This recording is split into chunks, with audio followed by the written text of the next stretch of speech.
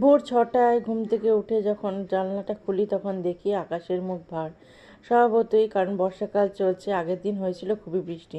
Hello everyone, আমি মনীষা। ছোট্ট একটা মিনি ব্লগে তোমাদের সকলকে জানাই অনেক স্বাগত, অনেক ভালোবাসা। তারিখটা ছিল 28শে জুলাই আর খুবই গুরুত্বপূর্ণ একটা দিন ছিল।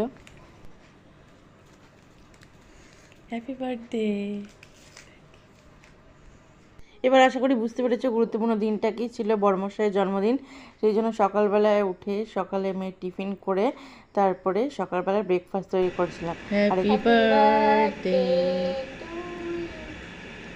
Happy birthday to you, happy birthday dear Isha, happy birthday to you.